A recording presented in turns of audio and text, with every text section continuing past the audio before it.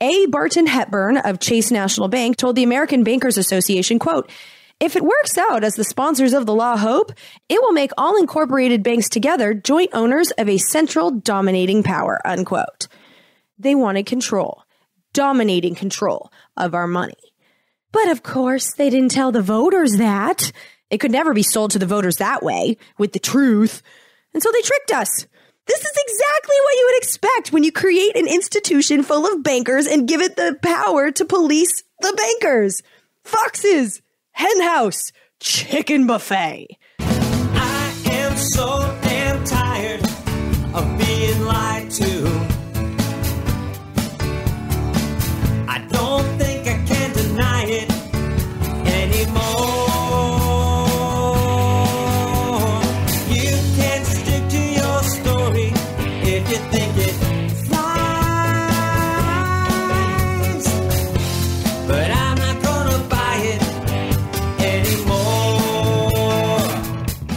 Hello, and welcome to the 201st episode of the ad-free, listener-supported Congressional Dish. I'm your host, Jennifer Briney, who is very happy to be back from my hiatus, and I am ready to finally, after 7 years, give you an episode explaining the Federal Reserve.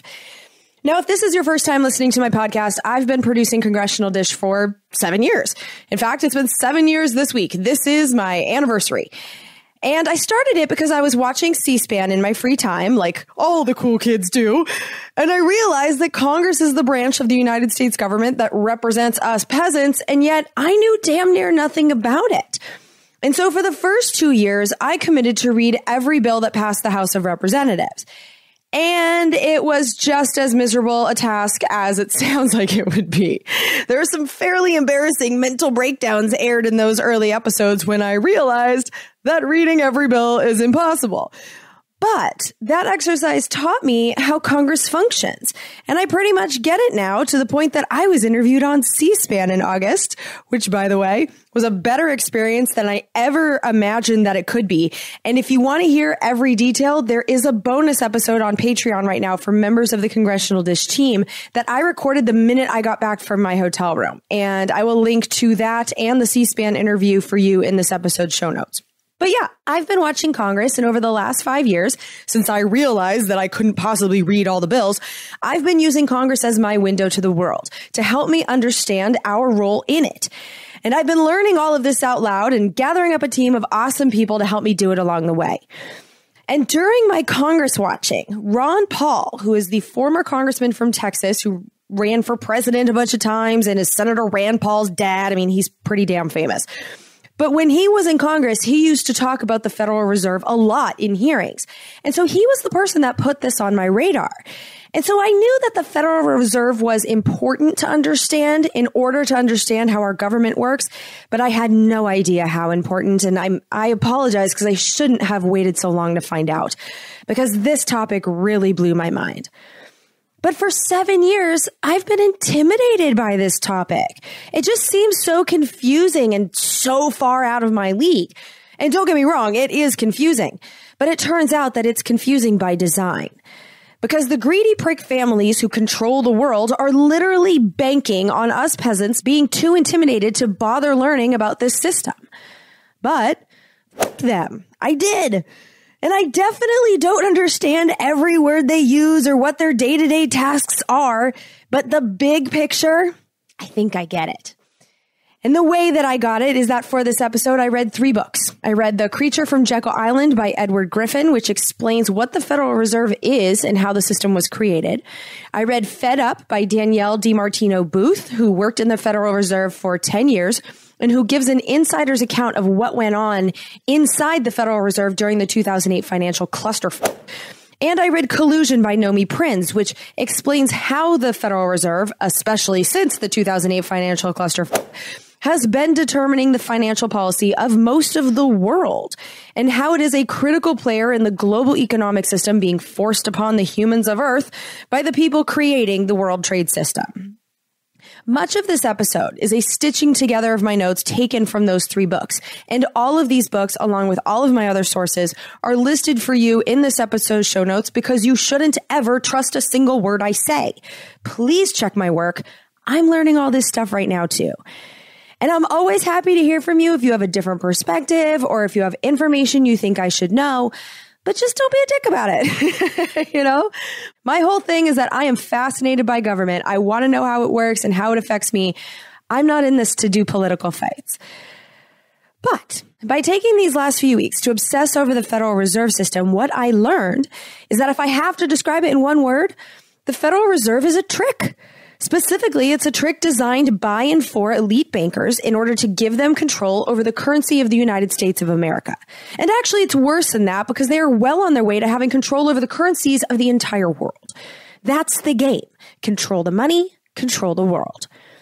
And the world trade system that I've been so fascinated with for the last 100 episodes or so, that's the team. The Federal Reserve, for the moment, is their quarterback. And in this episode, I will do my best to describe what the hell that means. So first, the big game. The game is based around money. And a specific kind of money at that. But money is the football. That's the thing everyone in the game wants to control. But what exactly is money? Well, money is anything that is accepted in exchange for something of value. And its basic function is to measure that value. Money's like a middleman. It stores value so that we don't have to immediately exchange a valuable thing for another valuable thing. Money lets us hold that value until we see something we want when we want it. So for example, this podcast is funded on the value for value system. Some people feel like this podcast has value equal to $5 per episode. Some people think this has value equal to $50 per episode. And I let you decide. But I produce a thing of value. And when you pay me, you don't pay me in groceries and dog food and clothes. For the most part, because some people actually have done that, but for the most part, you don't send me the things that I need. You send me money. And the money stores the value for me so that I can use it later when I want for the things I want to buy. But what is that money? What's the physical thing that is holding that value? Well, back in the days when things made sense and our economy was stable, metals were used as money. And one in particular, gold, worked really well. Because metals meet all of the requirements for convenient trading. Metals don't rot, they can be divided into smaller bits, there's a steady supply of them, and they're finite resources, and so small quantities carry high value. But what's most important is that metals can be precisely measured. And gold in particular works well for value storage because it has value for purposes other than being money. It's useful for conducting electricity, and it can fill the cavities of sugar addicts, and it doesn't tarnish, and so we decorate stuff with it. The Vatican is absolutely cluttered with the stuff, as are the ears, necks, and wrists of many hoity-toity bitches. But most importantly, gold's purity and weight can be precisely measured. There also seems to be just the right amount to keep its value high enough to make it useful for currency coins. But carrying around a bunch of coins in your pocket is not a great look, and so receipt money can be used to stand in its place.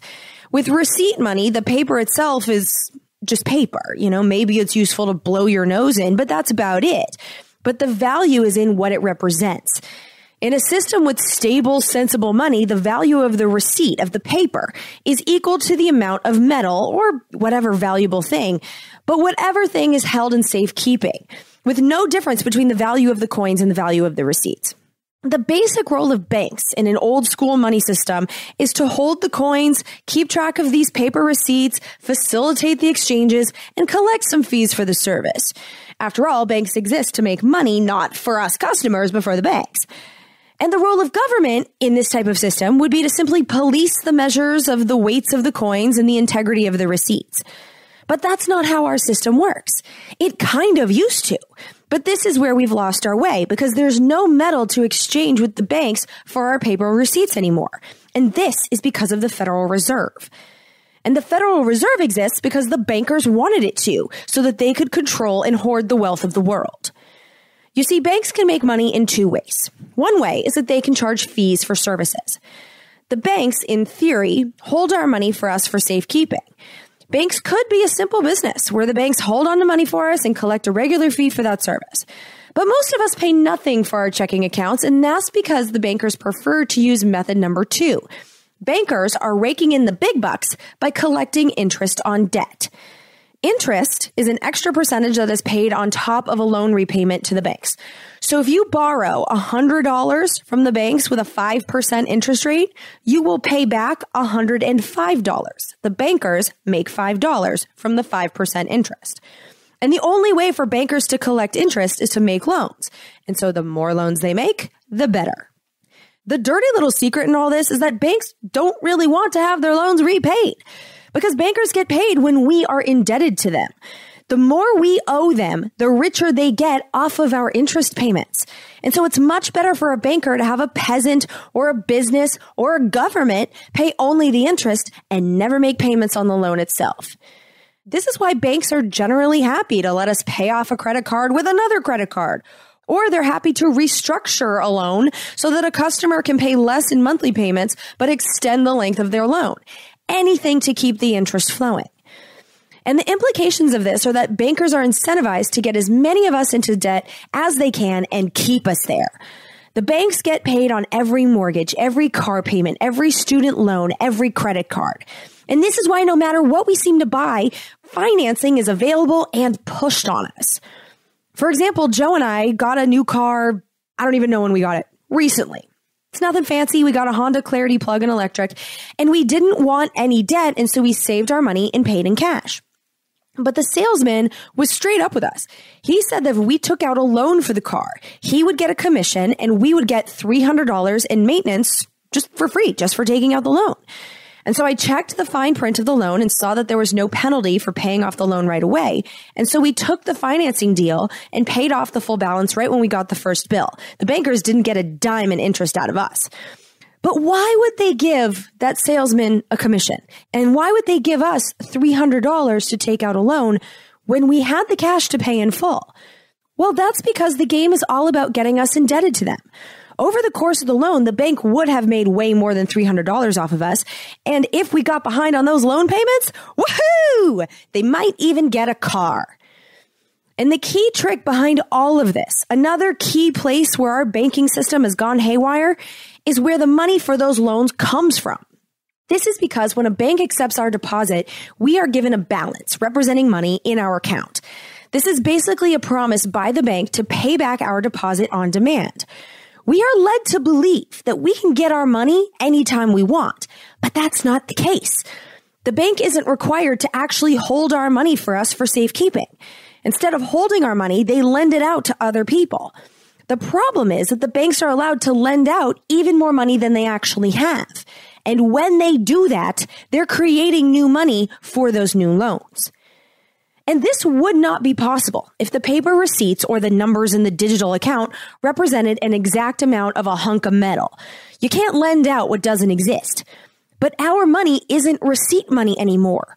Our money since 1971 is fiat money, which is what allows the banks to lend out way more money than they actually have in storage. Since 1971, since the transition to fiat money, our money has represented absolutely nothing. No gold, no metals, nothing that has value of its own. And so why do people use it? Well, because it's forced legal tender, which means that there is a law requiring banks and governments to accept it. It's accepted as a storage for value because the law says so, not because it's valuable in any real way. The transition to fiat money required the participation of government through a mechanism which is called a central bank. And the Federal Reserve System is the United States' very complicated central bank. Before the creation of the Federal Reserve System, the limited money supply, limited because it was tied to metals, tied to finite resources, forced banks to set responsible interest rates. Rates were low enough so that people who were confident in the success of their businesses and their ability to repay their loans would take out loans. But the interest rates were high enough to discourage people from taking out loans for stupid shit or for things that they could finance on their own. Like this podcast. I have never taken out a loan for this podcast because back in 2012, it definitely fell into the stupid shit category. And so Joe and I paid the upfront costs, about $3,000, from our savings. And every time I've had my tech die or if I've needed help, I've paid for it with my money. I haven't bought anything I can't afford. We didn't go into debt. The banks didn't make any money off of my job creation. And the bankers don't like people like me. They don't like it when businesses use their own money to finance the growth of their businesses. What the bankers wanted, and what many businessmen wanted also, was to be able to push interest rates down so that more people, companies, and governments would take out loans, even for stupid shit and for things that they could pay for with their own money. The more loans the banks could issue, the more interest they could collect, and the more money they could shove into their pockets. On the business side, if the executives could get loans with low interest rates, they could shove more of the company's profits into their own pockets instead of using that money to expand the business. But in order to get the power to create loans using money they didn't have and to get the power to push down interest rates, the bankers had to release the money supply from its limits. They had to disconnect it from gold. Doing so would allow the bankers to create money and drive down the interest rate, which would make loans so easy to get that people like me might choose to enter the bankers' debt web and interest game, and therefore generate profits that they could keep for themselves to buy land, houses, boats, and whatever the hell else the greed monsters are trying to buy with all their hoarded wealth. The obvious problem, though, with this idea of lowering interest rates to sucker more people into loans was that it throws the system out of balance. Instead of interest rates being set so that banks attract responsible customers but discourage irresponsible ones, this system is a loans for everyone deal. Remember, banks don't make money off of responsible people who pay off their loans. They make money from the people that stay in debt forever. Bankers like deadbeats. But that's where the risk is. The banks that overloan to deadbeats could get in trouble when they loan out too much and the deadbeats can't pay them back. So what a small group of obscenely rich bankers from Europe and the United States did is that they created a cartel, a union of bankers, to take control of the United States currency and create monetary policy that encourages all banks to lend out more money than they have in their vaults, a system with money based on nothing. If all banks were in on the game, the entire banking industry might collapse, but not individual banks. No single bank or banking family could be blamed for failing to have enough money to cover their bad loans. And the cherry on top was that by forcing all banks to walk the same distance from the edge, by creating a system that pays bankers to lend more than they actually have, it makes it appear that when the shit inevitably hits the fan, like it's a problem with our national economy instead of a problem of bankers gone wild. The door, therefore, is then opened for the use of tax money rather than banker money to be used to pay off their losses. The door gets opened for bailouts. And it's not just the bankers that benefit from this system. The powerful in government, in Congress in particular, get to increase spending without having to raise taxes. Here's former Congressman Ron Paul in a speech that he gave exactly 10 years ago this week about the Federal Reserve, explaining how Congress benefits from a system that allows money to be created out of nothing. It's a sinister tax is what it really is. Governments, there's enough of a coalition together that wants to see government grow, whether it's for the welfare reasons here at home, or if it's for the ideas of promoting our goodness around the world. It has nothing to do with protecting oil or anything else, but we need a military presence around the world. But if you had honest money and governments couldn't counterfeit, these ideas would still float around, but they would be forced to pay for it immediately. If we could ever get this whole notion that you shouldn't even allow the government to borrow, and they would have to tax us directly and say, look, if you want to do A, B, and C, we're going to take money from you and we're going to pay for it. This would slow things up. But there's a convenience for those who want big government to have the tax be an inflation tax, and that is vote for all the welfare programs, vote for all the warfare programs. Don't be responsible for this, morally responsible or economically responsible. Just pass the programs, and if you find your coalitions, you get reelected. And this has worked. Running as Santa Claus is a lot better than running against Santa Claus. And that's been done for many, many years. But that's coming to an end. That's why there's a difference right now, because this system is in the process of failing. So the members of Congress have been able to fund all the wars they want, 2 world wars, Vietnam, Korea, Afghanistan, Iraq, twice, along with all the programs of the federal government spending more every single year, but they don't have to raise our taxes. And you've been on this Congressional Dish journey with me. You know that they do this. During this podcast recently, we've seen them raise spending every single year, but then also ram a giant corporate tax cut into law at the end of 2017. How can they do this? Well, they use the Federal Reserve System to create money out of nothing. And the thing is that we still pay for this. It's not taxes, but we pay for this. The money is just taken from us in a sneakier way. It's taken right out of our checking and savings accounts through inflation.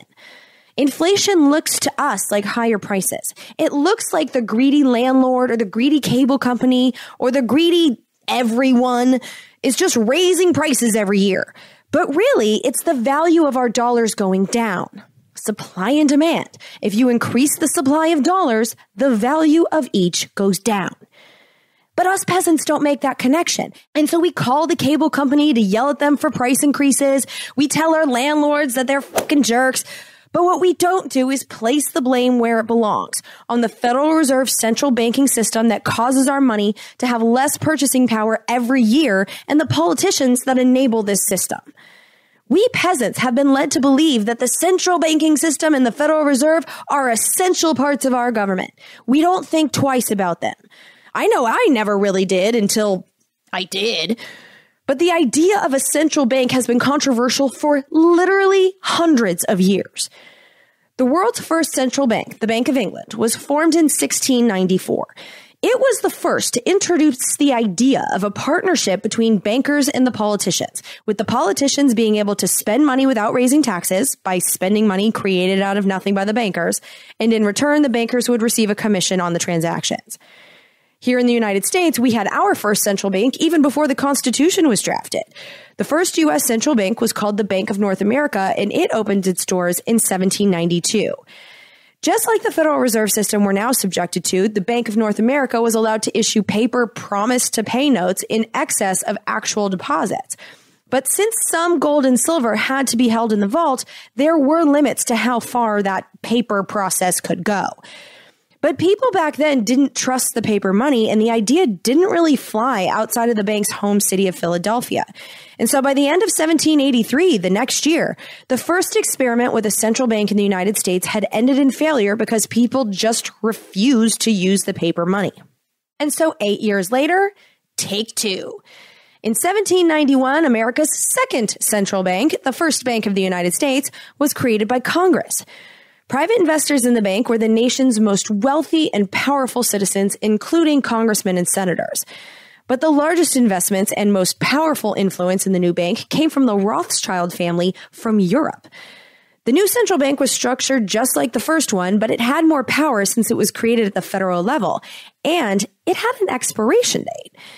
The bank created money for the government, which led to a massive inflation of the money supply and rising prices. And in the first 5 years, 42% of everything people had saved in the form of money was confiscated through inflation, because inflation had raised everyone's cost of living. And so when the time came for renewing the bank's charter, the charter was defeated by 1 vote in the Senate and 1 vote in the House, and poof, the second central bank was gone. Flash forward to the War of 1812. The government had encouraged widespread banking fraud. The government allowed the use of money which wasn't tied to any metal during the War of 1812 as an easy way to pay for its war bills. To protect the banks who helped them pay for their war, Republicans in Congress created the nation's third central bank and called it the Second Bank of the United States. By 1820, public opinion had swung in favor of sound money principles that the Republican Party had abandoned, and so a new party was formed, headed by Martin Van Buren and Andrew Jackson, called the Democrat Party. One of the new party's primary goals was the elimination of the central bank. In fact, this issue was so important in the country that President Andrew Jackson made the death of the central bank the centerpiece of his re-election campaign. And long story short, he won. And by the end of Andrew Jackson's second term, the nation's third central bank had also died. And so central banks have always been controversial. And the fourth central bank of the United States, the Federal Reserve, was controversial too. But the bankers had learned a lot of lessons from the failure of the first three. And so number 4 is the one that actually stuck. The situation around the time of the creation of the Federal Reserve was that in 1910, the number of banks in the United States was growing fast. The number of U.S. banks had more than doubled to over 20,000 banks in just the previous 10 years. Most of the newbie banks were popping up in the South and the West, causing the New York banks, the Wall Street banks, to lose control over the banking industry. In fact, many state banks, mostly in the new southern and western states, had decided not to join the national banking system at all, and were therefore completely out of Wall Street's web. By 1913, the year the Federal Reserve was created, non-national banks held 57% of the nation's deposits. People were banking locally, and Wall Street wasn't pleased. On top of that, between 1900 and 1910, 70% of the funding for American corporate growth was generated internally. The corporations were using their own profits to expand their businesses, which made businesses large and small increasingly independent of the banks. The elite bankers of Wall Street wanted to stop the competition of all those new banks and wanted to get executives to stop reinvesting profits in their businesses and instead take out loans and pay them interest. And so a group of 6 powerful men representing the richest banking families in the world attended a super secret meeting on Jekyll Island, an island off the coast of Georgia, in order to come to an agreement on the structure and operation of a banking cartel that would gradually command control of the United States currency and monetary policy. And I use the word cartel because a cartel is a group of businesses that join together to coordinate the operations of their members in order to reduce competition and increase their profits. And that's exactly what this was. A cartel of bankers who would use the power of government to enforce their cartel agreement. And they would be able to, and largely have, eliminate their competition, make it hard for new banking competitors to get started, and they were able to put a lot more money into the pockets of their rich banking families. One of the attendees of this super secret summit on Jekyll Island, Frank Vanderlip, said in 1935, so decades after the Federal Reserve had been created and the secrecy veil had been lifted. Well, Frank Vanderlip said, quote, "I do not feel it's an exaggeration to speak of our secret expedition to Jekyll Island as the occasion of the actual conception of what eventually became the Federal Reserve System," unquote. And he went on to say, quote, "If it were to be exposed publicly that our particular group had got together and written the banking bill, that bill would have had no chance whatsoever of passage by Congress," unquote. And here's why. The men who snuck off to Jekyll Island to write the Federal Reserve Law included Senator Nelson Aldrich of Rhode Island, who was considered to be the political spokesman for big business. 60 years later, his grandson, Nelson Aldrich Rockefeller, would become vice president of the United States. The second person that was in attendance was Piatt Andrew, Piatt Andrew, Assistant Secretary of the U.S. Treasury and member of a prominent banking family. Also, there was Frank Vanderlip, who's the dude who admitted that their plan would never move in Congress if the peasants knew who wrote it. Well, he was president of the National City Bank of New York, the most powerful of all the banks at that time. There was also Henry P. Davidson, the senior partner of the J.P. Morgan Company. There was Benjamin Strong, head of J.P. Morgan's Bankers Trust, although I have to put a little asterisk next to his name because it's possible he wasn't there. There are conflicting reports, and even though it's been 100 years, and so that's how secret this was. But the book said Benjamin Strong was there, so we're going to go with it. But the sixth person who was definitely there was Paul Warburg, who was a representative of the Rothschild banking family from England and France, and brother to Max Warburg, who was head of the Warburg banking clan in Germany and the Netherlands. To keep their meeting secret, these 6 greed monsters chose Jekyll Island because the island, the whole island, had recently been purchased by J.P. Morgan and a group of his business buddies, and so they knew they could control access. While on the island for 9 days during their meeting, the 6 dudes only went by each other's first names so that the staff couldn't figure out who they were. And they pulled this off by giving all the full-time staff members a vacation, and they brought in a whole new, carefully screened staff who weren't familiar with any of the attendees. And under this veil of secrecy, they wrote the bill that would become the first version of the Federal Reserve. And after the bill they wrote was released, in a speech arguing for the creation of this banker cartel, A. Barton Hepburn of Chase National Bank told the American Bankers Association, quote, "If it works out as the sponsors of the law hope, it will make all incorporated banks together joint owners of a central dominating power," unquote. They wanted control, dominating control of our money. But of course, they didn't tell the voters that. It could never be sold to the voters that way, with the truth. And so they tricked us. And one part of the trick is that in order to create the impression that there would be no concentration of power, they established regional branches of the cartel and made that a main selling point. Because the Federal Reserve System, instead of being one central bank, is a system that consists of three parts. At the top of the system is a 7-member Washington-based Board of Governors. This is the part of the Federal Reserve that is kind of government. Each governor is appointed to a 14-year term by the President of the United States and is confirmed by the Senate. The chairman is also appointed to a 4-year term by the President of the United States and must also be confirmed by the Senate, although no candidate for the Board of Governors of the Federal Reserve has ever been rejected by Congress. Right now, only 5 of the 7 positions on the Board of Governors is filled. The chairman is a filthy rich investment banker named Jerome Powell. The vice chairman is an investment banker named Richard Clarida. The vice chairman for supervision is an investment banker named Randall Quarles, and I'll get back to this guy in a minute because he's a problem. And the other 2 members of the Board of Governors are former bank vice president Michelle Bowman and economics professor Lael Brainerd. 80% of the Board of Governors on the Federal Reserve are bankers. That is dominating power.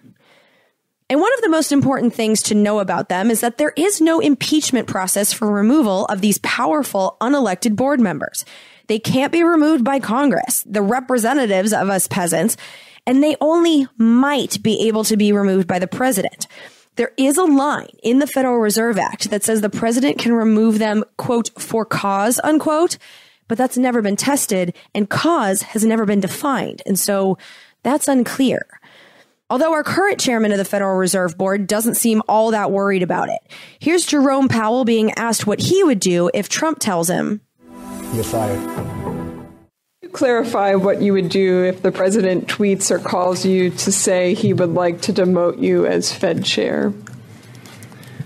I think the law is clear that I have a 4-year term, and I fully intend to serve it.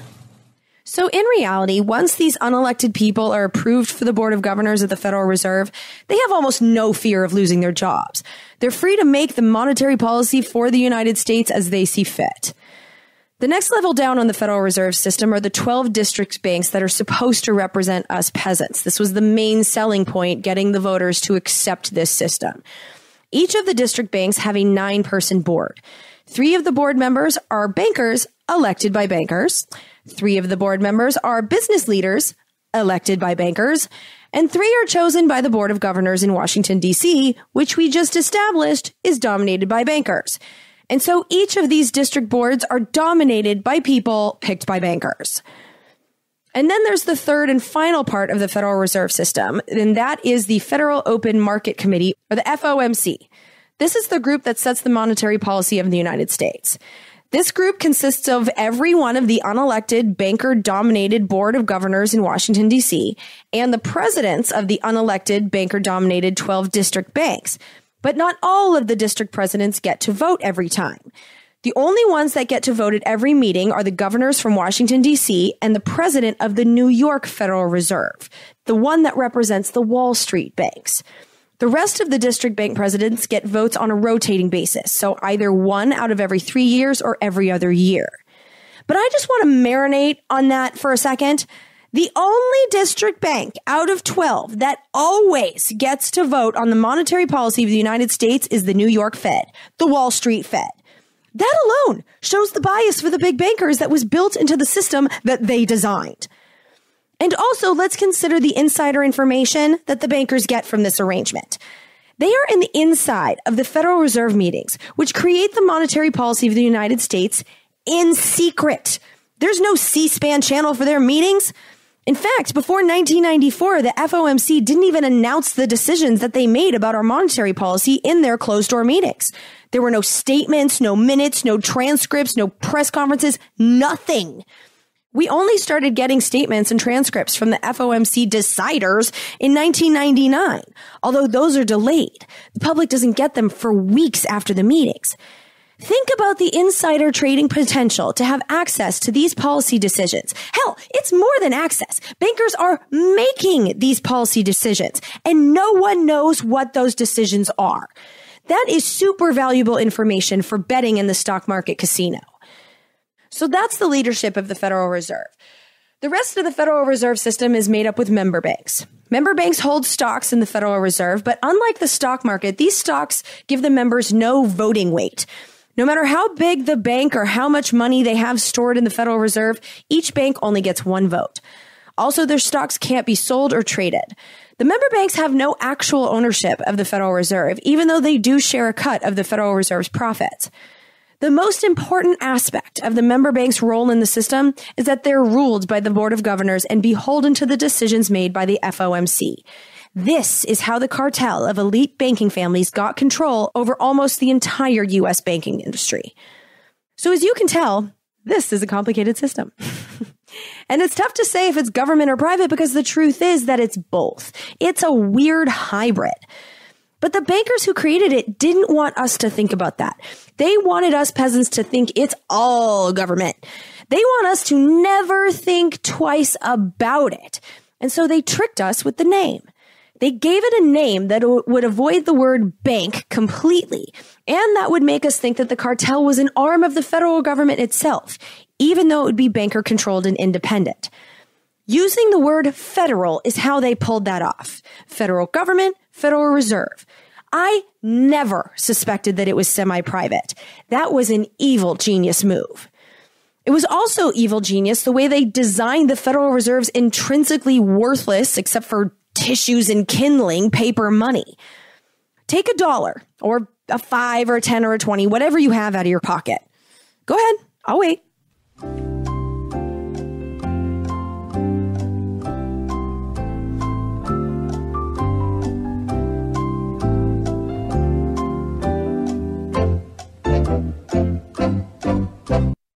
Okay, so now on the front of the bill that you just pulled out of your pocket, I'm looking at a $1 bill. The truth is listed on the top. It says Federal Reserve note. But just underneath that, in much larger font that isn't buried in the decorative border, are the words United States of America. Also on the front is a stamp of the United States Treasury, dated 1789, not 1913 when the Fed was created. Also, look at the signatures. The signatures are of the United States Treasurer and the Secretary of the Treasury.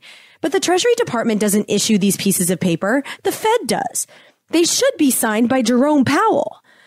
Now flip that bill over. The words Federal Reserve also don't appear anywhere on the back side. We again see the United States of America, and we see the Great Seal of the United States Treasury, which does contain a weird-ass eyeball in a pyramid. And so if you want to go down a fun tinfoil hat type rabbit hole, that's a good one. It's all about Freemasons and the Illuminati and like, woo!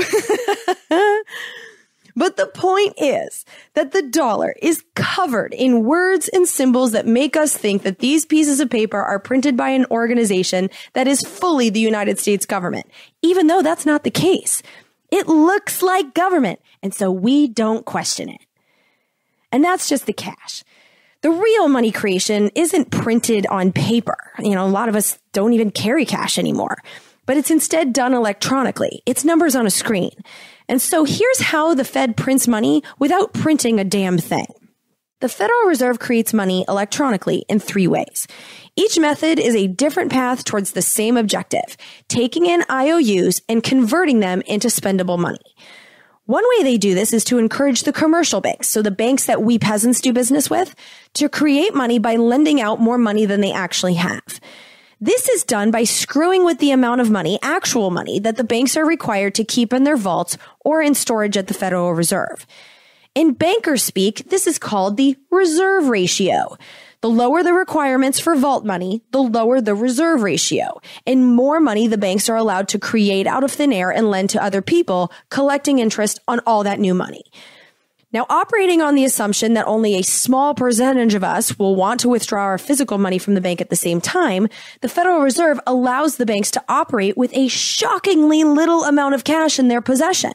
Right now, as of January 2019, according to the Federal Reserve's own website, small banks are required to have exactly 0% of their money in the vault, a number I am still struggling to wrap my brain around.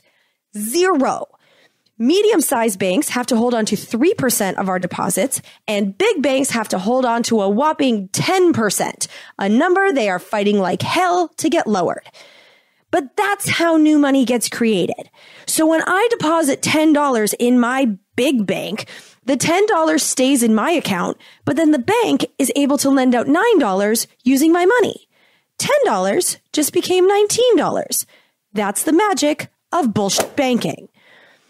The second way the Federal Reserve creates money out of nothing is by lending money to the banks directly.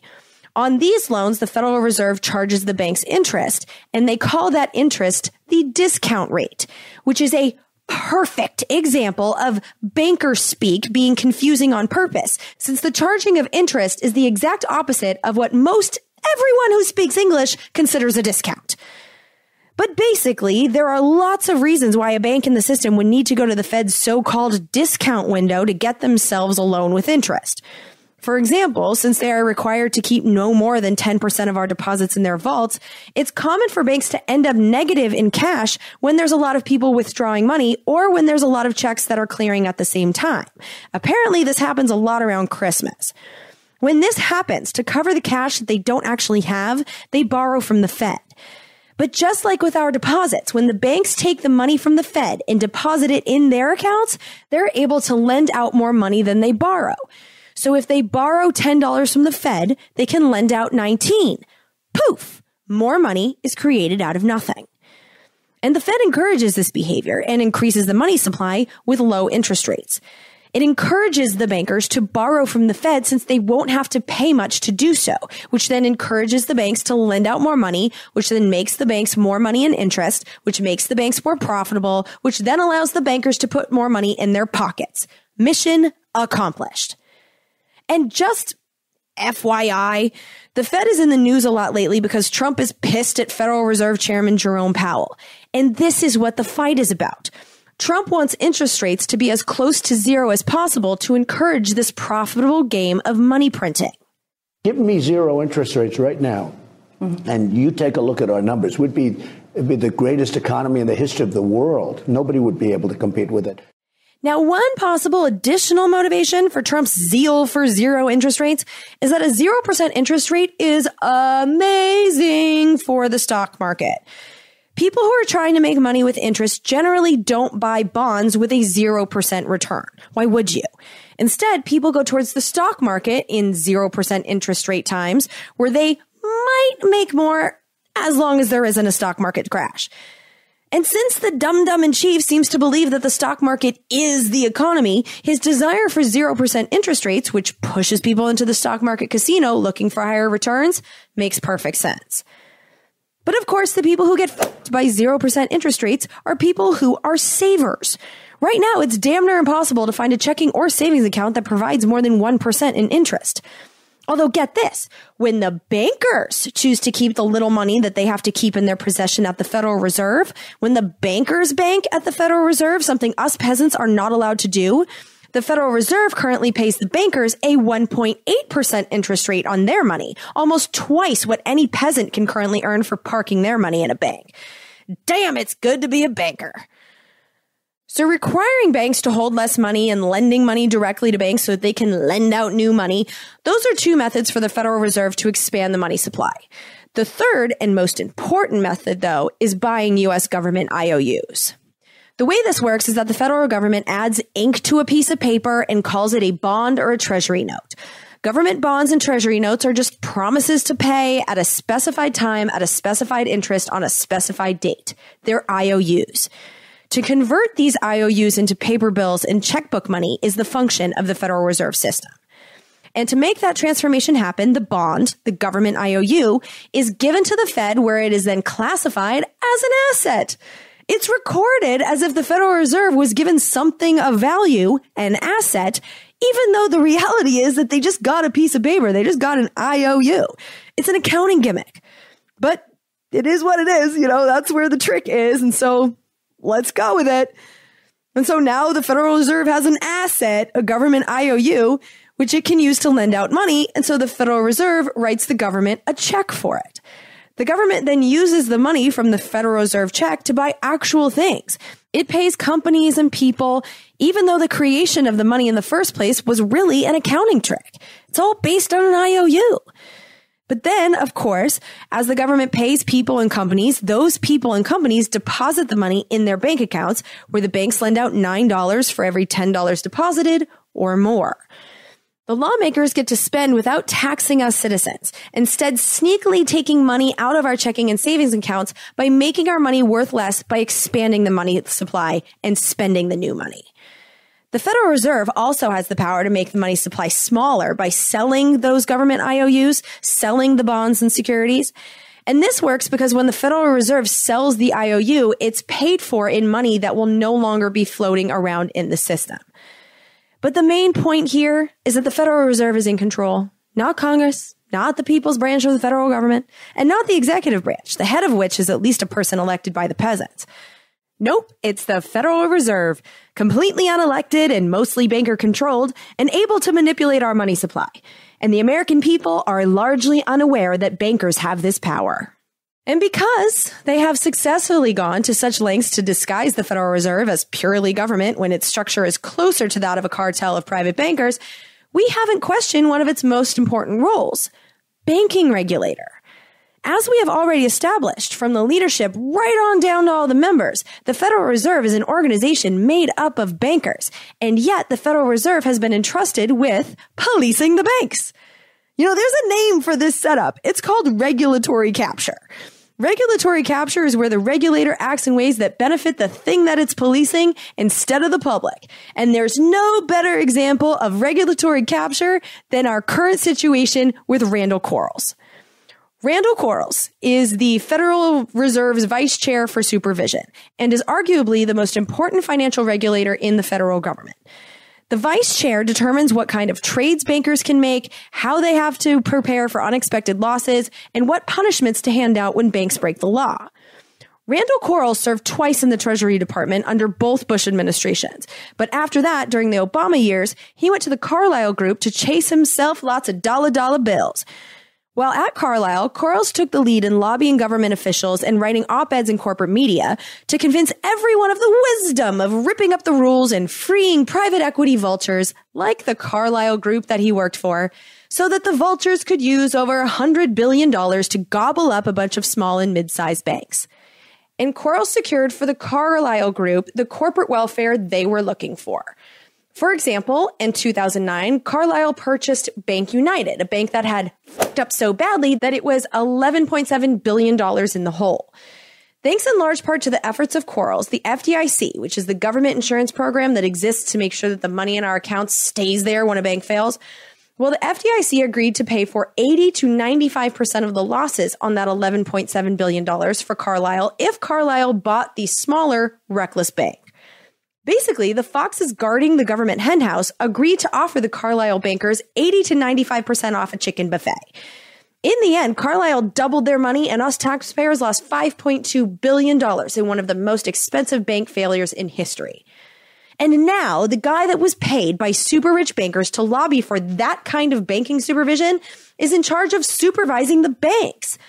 As a result, it should surprise exactly no one to learn that the Fed is making life easier for banks, using the Bank Lobbyist Act as the excuse for ripping up regulations that no law actually requires them to rip up. And the law that's nicknamed the Bank Lobbyist Act, that became law during the 115th All-Republican Congress, and I highlighted that for you in episode 174. So if you want details, I put a link to that episode in this episode show notes. But basically, the Fed lately has been changing the rules to allow big banks to pretty much police themselves and to do that policing less often. Surprise, surprise. This is exactly what you would expect when you create an institution full of bankers and give it the power to police the bankers. Foxes, henhouse, chicken buffet. And so how the hell did this system become law? Well, the story and the strategy should sound familiar to longtime listeners of Congressional Dish. So back in 1913, after the bill text was released, the debate raged in this country with passionate arguments on both sides. In fact, the first version of the Federal Reserve Bill, which was known as the Aldrich Bill after Senator Nelson Aldrich, didn't pass because, well, everyone knew that Senator Nelson Aldrich was a bitch for big business. His name being on it gave the game away. But the zombie bill that did become law wasn't all that different from the Aldrich bill. In fact, much of the text was the same word for word. And so there was a coordinated public relations campaign after the bill was released that enlisted members of academia to provide the necessary aura of respectability for the Federal Reserve Plan.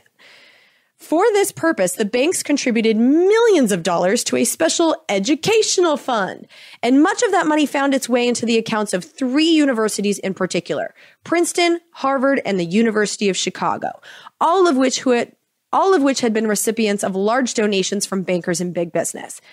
And it was at precisely this time in our history that the study of economics was invented.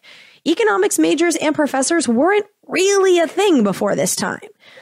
And one of the questions that has always bugged me is that if the Federal Reserve were an evil genius plan to give bankers control over our currency, why is it so highly regarded by the smarty pants people who teach economics at so many respected universities? Why was the Federal Reserve taught to me in high school, like barely, but why was it taught like it's just no big deal? Why do really smart people, especially professors, act like the Federal Reserve System is just the natural order of things? Well, maybe this helps to explain that. Maybe the respect the Federal Reserve System has been shown by economists owes something to the circumstance that so many who pioneered the profession participated in selling the Federal Reserve. It's only been 100 years. That's only a couple of generations of economics professors. And they teach what they learned, and they learned from the co-conspirators. Because one thing I definitely know about schools is that questioning authority figures is not rewarded. This is why I was on disciplinary probation in high school. The incentive to believe and regurgitate and not question anything is strong.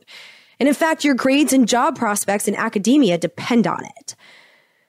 But anyway, so paid off smarty pants professors were enlisted to sell this idea to the peasants. But it didn't fully work.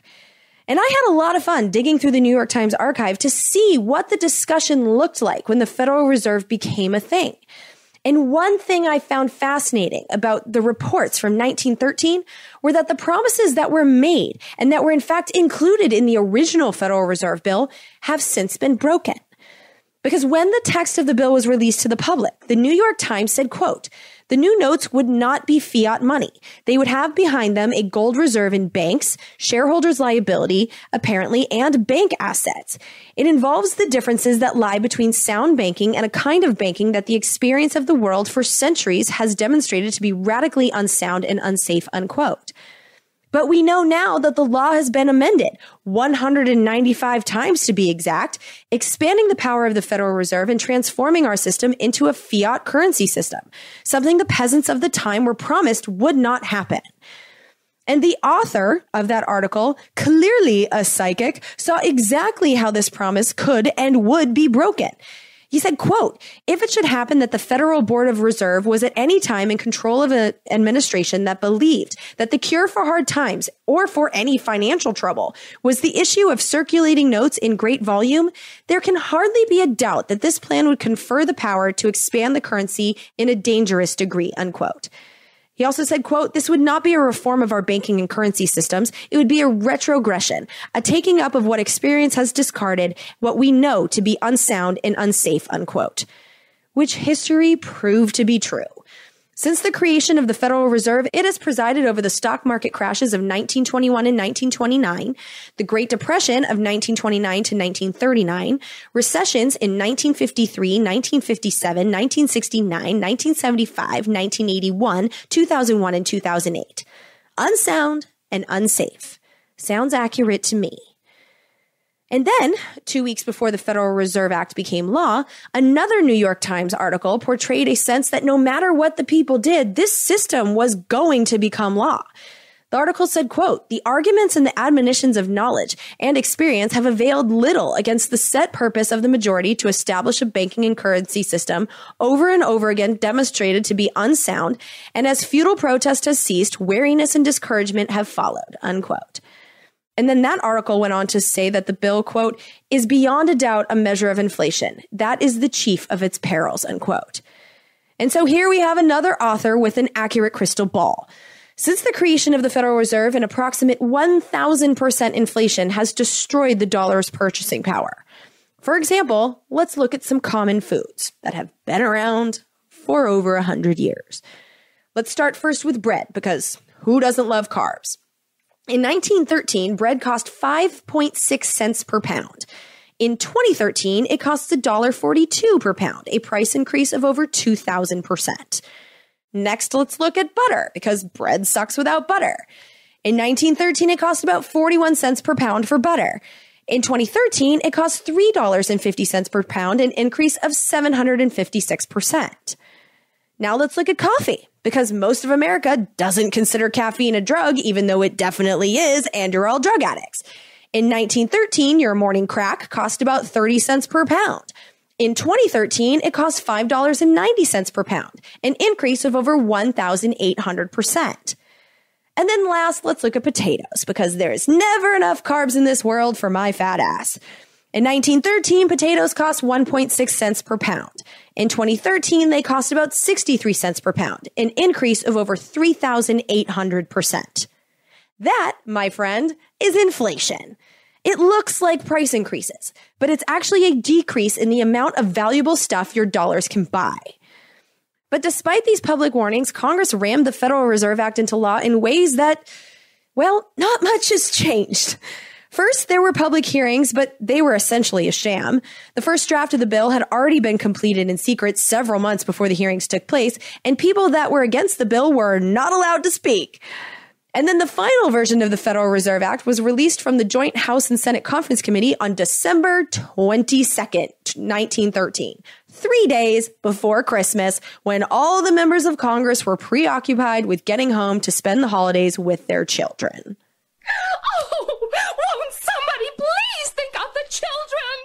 And just like with countless dingleberry-filled spending bills and the Trump tax cut, the Federal Reserve over 100 years ago was passed quickly through both chambers of the Congress with little debate so the members of Congress could get the hell out of there for Christmas. It passed by a vote of 282 to 60 in the House and 43 to 23 in the Senate. President Woodrow Wilson signed it into law the next day.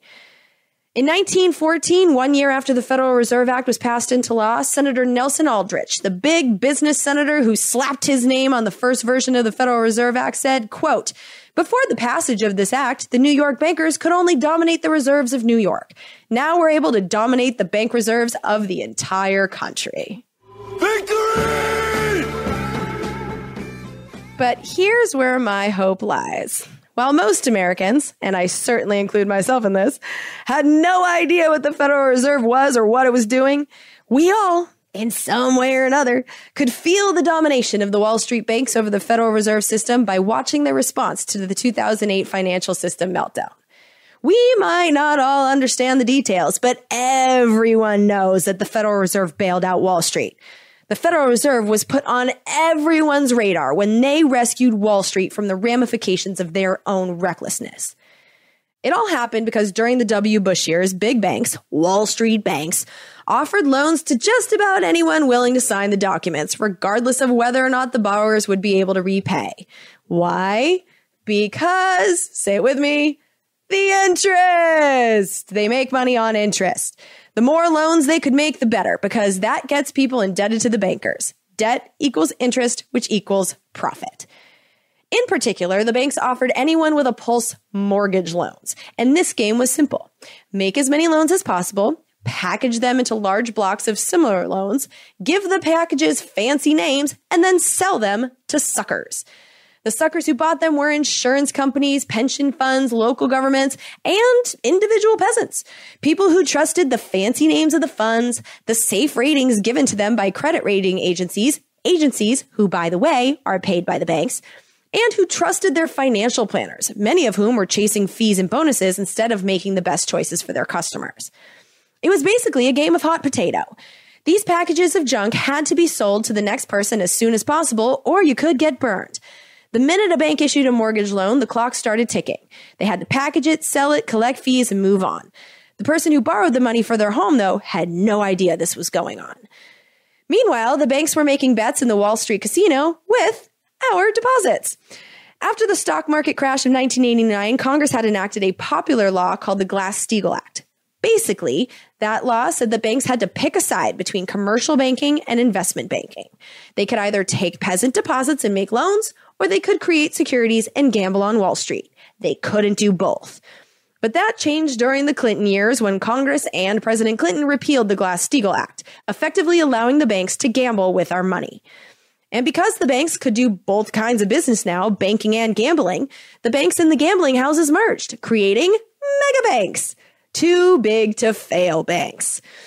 And so the banks that had our deposits were betting in the Wall Street casino, and they came up with new kinds of innovative bets that, because they were new, weren't regulated. There were no rules. Bets like credit default swaps, which are bets for or against the survival of any financial product. With these innovations, bankers could bet against their own junk and make money when they fail. Then they did. I was like, oh, shit. Damn the rules. Damn the rules written by and for the bankers. And surprise, surprise, when people who shouldn't have qualified for mortgages couldn't pay for their mortgages, their bets went bad and then the banks ran out of cash, banks started failing, and the hot potato burned. And the Fed stepped up to stop the burn. The Federal Reserve created a bailout program by dropping interest rates to zero, purchasing government bonds, and creating massive lending programs for banks with fewer rules requiring the banks to keep money in their vaults.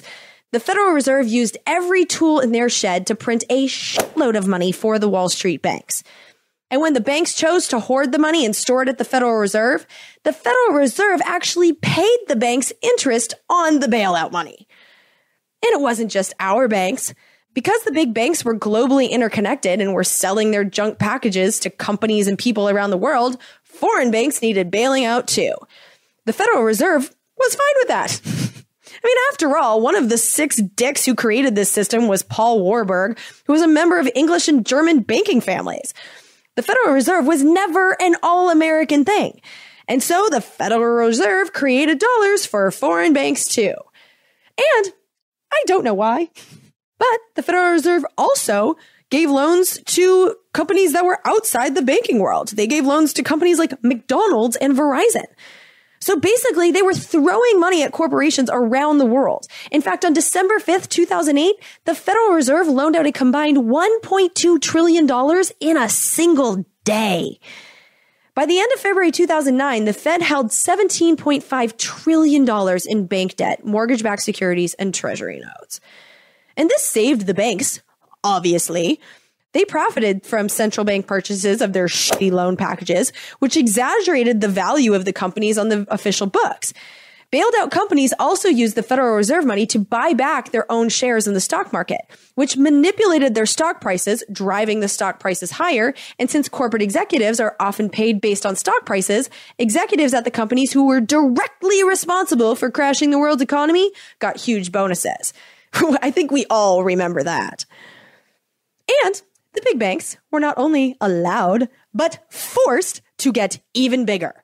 Like when Washington Mutual was sold via the FDIC to JP Morgan Chase. In fact, 8 years after the crisis began, the 6 largest U.S. banks collectively held 43% more deposits, 84% more assets, and triple the amount of cash they held before. On top of that, the Federal Reserve left interest rates at zero for pretty much Obama's entire presidency. This was great for the stock market, as people with money to gamble took the risk of playing in the casino for the possibility of more than zero returns. But this effectively punished any responsible saver. This definitely punished me. And they knew damn well that this would be the result. Here's a quote from Chairman of the Federal Reserve, Ben Bernanke, from September of 2012. Quote, "My colleagues and I are very much aware that the holders of interest-bearing assets, such as certificates of deposit, are receiving very low returns. But low interest rates also support the value of many other assets that Americans hold, such as homes and businesses large and small," unquote.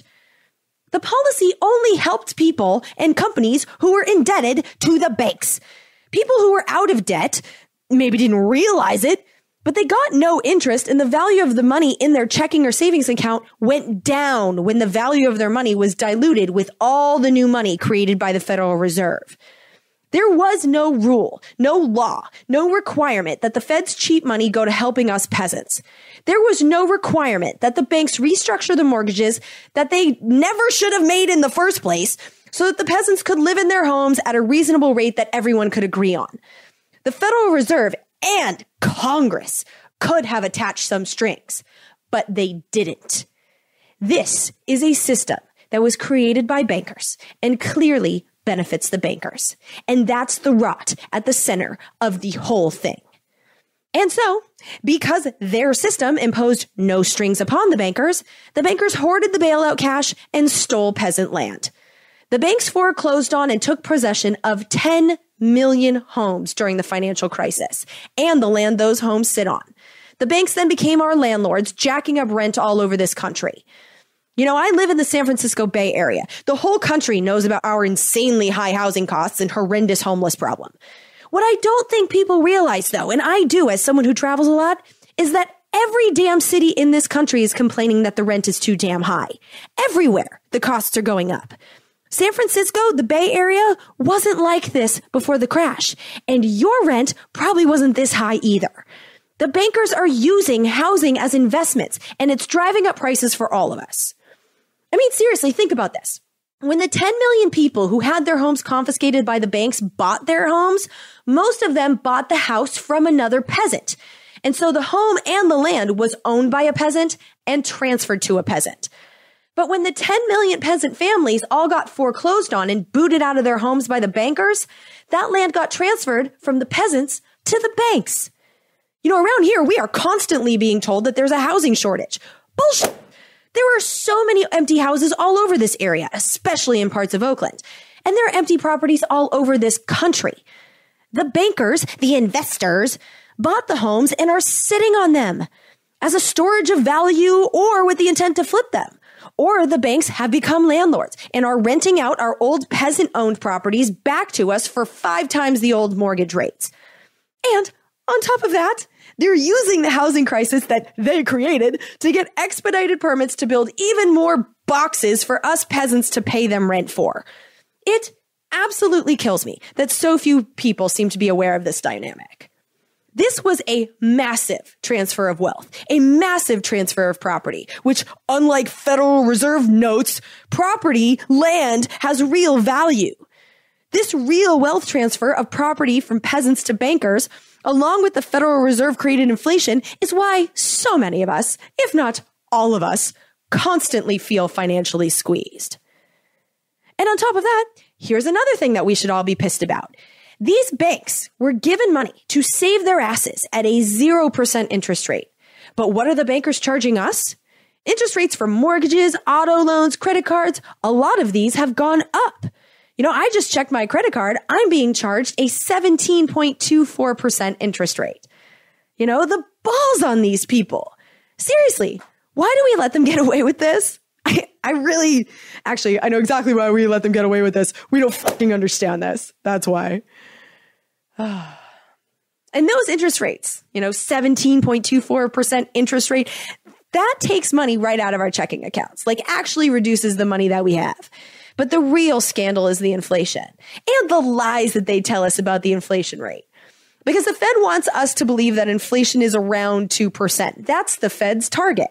And so let's marinate on that for just a second, because the Fed straight up tells us that they want the value of our checking accounts to go down by 2% every year.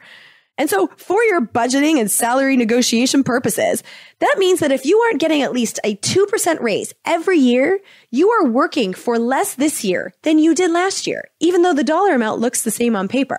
So just remember that. You want at least 3% raises. Oh, and those need to be every single year. But that's the thing. The 2% number, I don't believe it. They're rigging the number.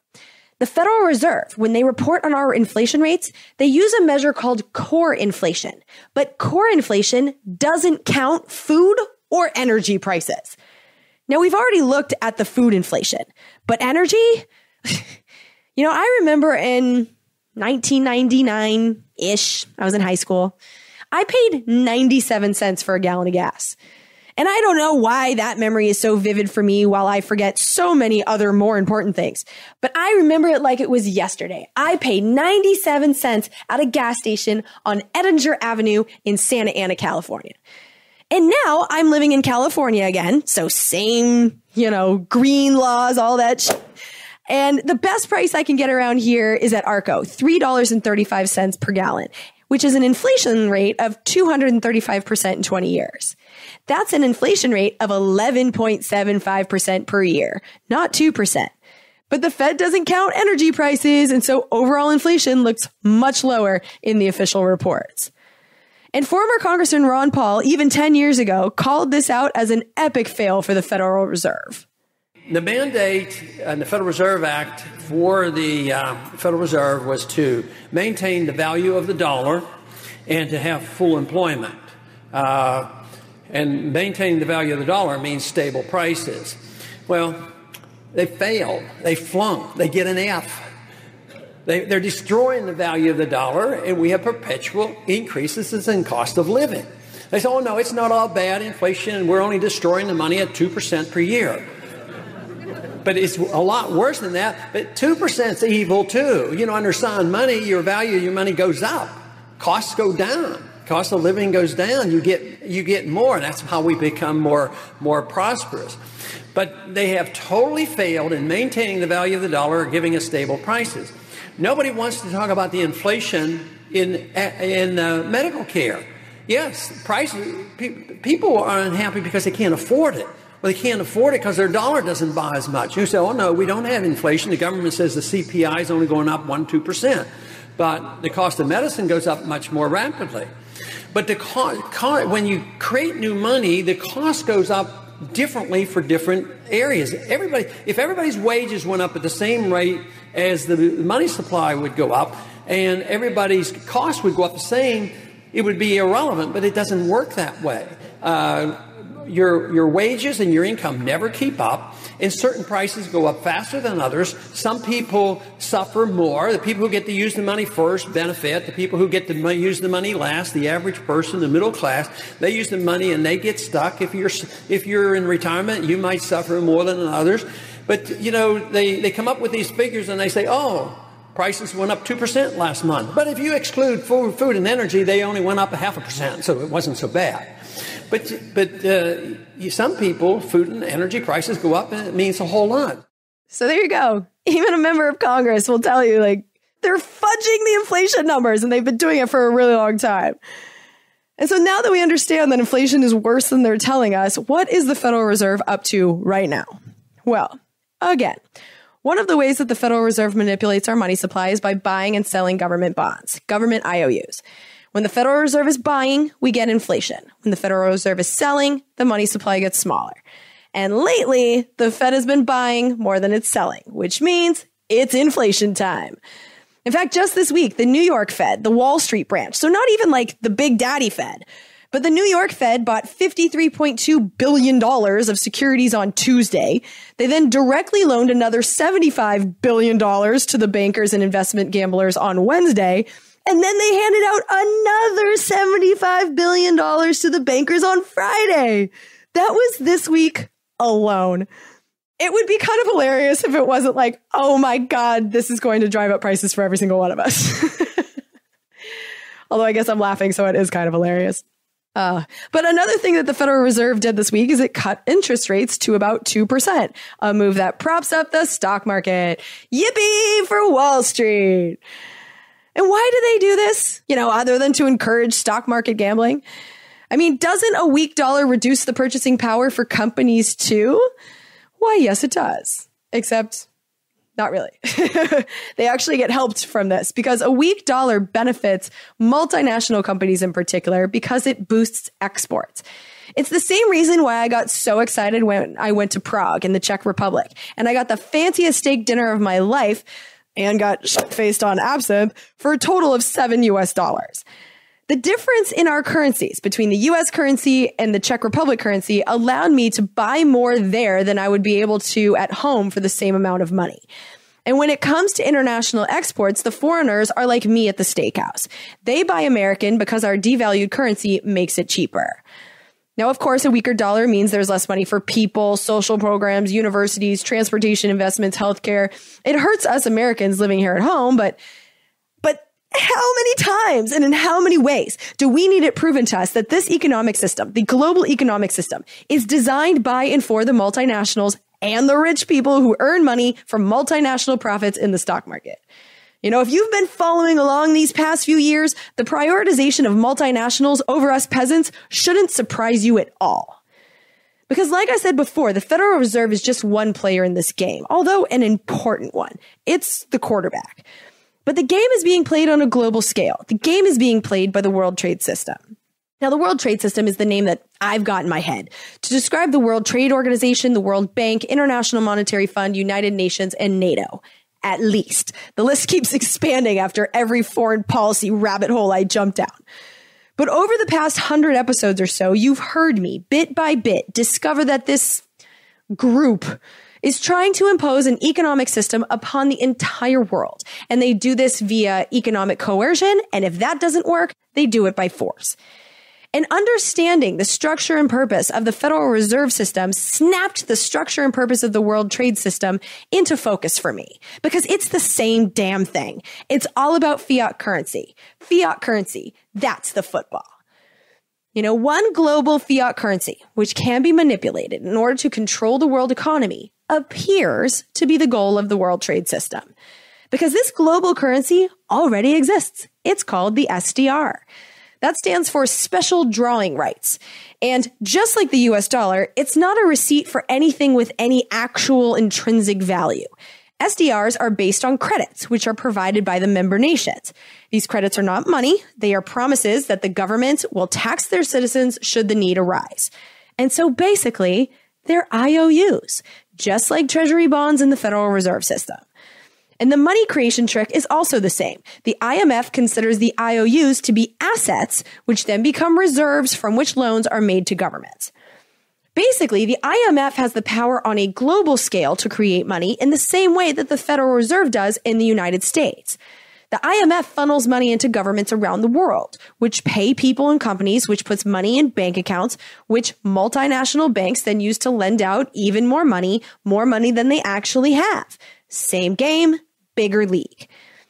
And the end game appears to be, just like the Federal Reserve System has accomplished for the bankers in the United States, the end game appears to be to suck all the banks of the world into their system so that they can require all banks to inflate at the same rate and therefore let the bankers control the money supply earthwide. Control the money, control the world. And as I've documented over and over again in just about every single foreign policy episode, there's the IMF playing the role of money fairy, lending money to governments so that they can pay their debts, so that they can pay the banks and keep those interest payments coming. But unlike in bailouts for banks, when it comes to lending to governments in return for the cash, the IMF attaches strings. And so if governments want the money, the IMF tells them that they need to change their economic laws to match the World Trade System. Cash for integration. And if they don't submit to economic blackmail, the World Trade System uses our military to change the government by force.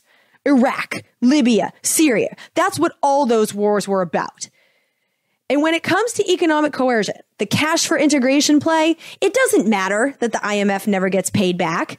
The point is that the money makes its way to the banks, to the interest payments, to the profits, to the pockets. And in the end, the governments are then legally absorbed into the World Trade System. They're captured. That's the goal. And we pay. Literally, we pay. The US dollar is the IMF reserve currency, at least for now. And Americans currently contribute the most to the IMF. And so when the IMF creates money, that causes US dollar inflation for us too. And I say that the dollar is the IMF reserve currency for now, because the Federal Reserve, as quarterback during the financial crisis quarters, pissed off a lot of the team members. The Federal Reserve was supervisor of the enormous and interconnected U.S. banking system that allowed the crash to happen, and then the Federal Reserve forced other central banks to back their money creation plays. And I don't think us Americans understand just how pissed off the world is. It was a game changer. Because the Federal Reserve, in order for their money conjuring scheme to work in the United States, the Federal Reserve had to convince central banks around the world to follow their lead. And a lot of them did, and resented the shit out of it. It divided the world into two new camps. Those that depended on the Federal Reserve, like the central banks of Canada, England, the EU, Switzerland, and Japan. Those central banks integrated with the Federal Reserve and accepted bailouts in 2009. But then there were those other countries who didn't, and they were harmed by a crisis that they didn't cause. Russia and China in particular are in that camp, and they are creating international organizations that we are not welcome to be a part of to limit their exposure to another U.S.-led financial crisis. That crisis, which we're still living in the fallout of it, but that crisis showed the world that depending on the U.S. dollar put them all at risk.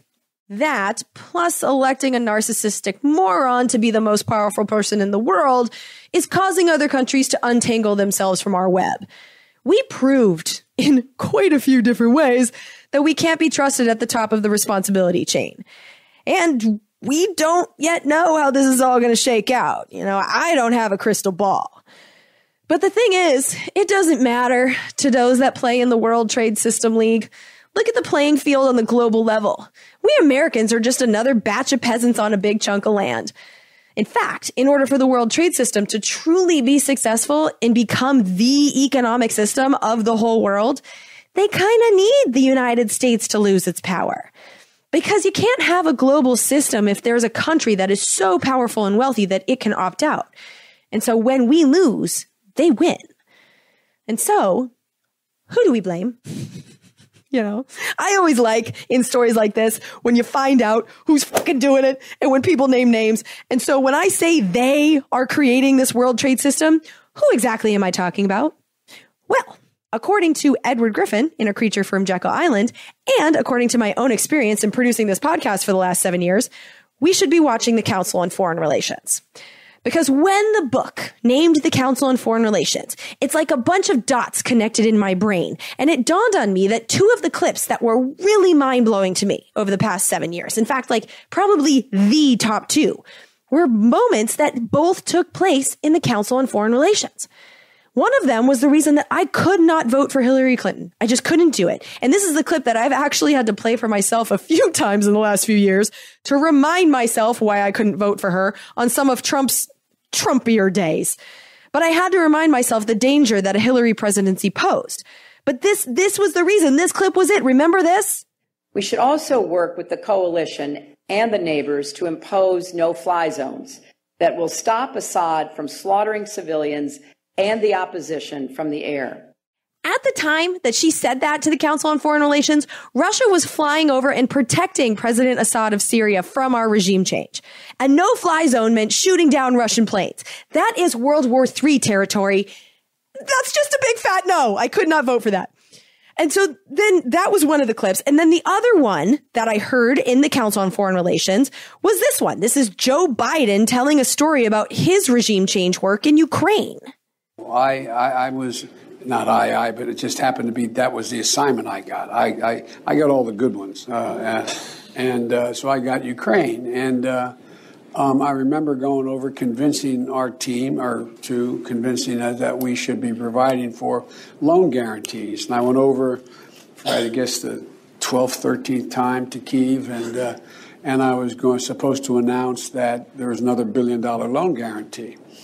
And I had gotten a commitment from Poroshenko and from Yatsenyuk that they would take action against the state prosecutor, and they didn't.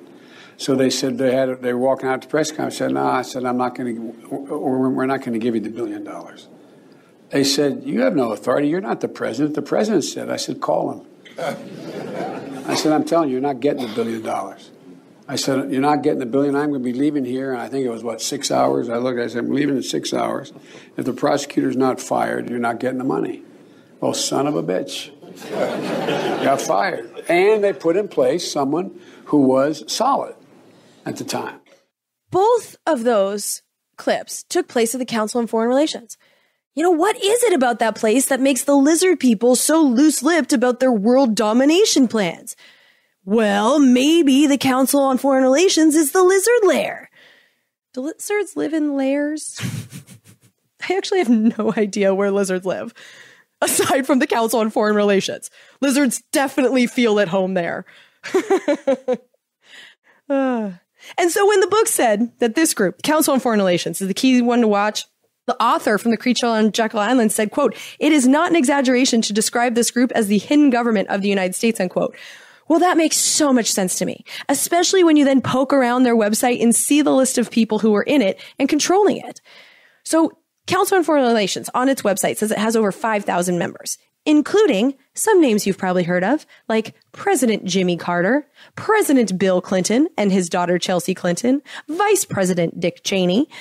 And while Obama is not currently on the list, members of his administration are on the board of directors, including Ashton Carter, one of Obama's secretaries for defense, Tim Geithner, Obama's Secretary of the Treasury, Jay Johnson and Janet Napolitano, who were both of Obama's Secretaries of Homeland Security.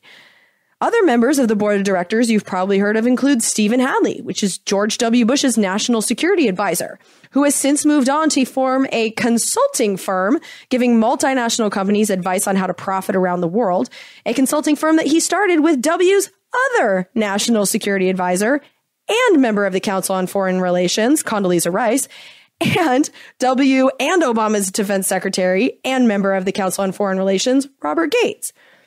And in regards to this particular episode, the names of these Council on Foreign Relations members sure as hell jumped out at me, including Jerome Powell, the current chairman of the Board of Governors at the Federal Reserve.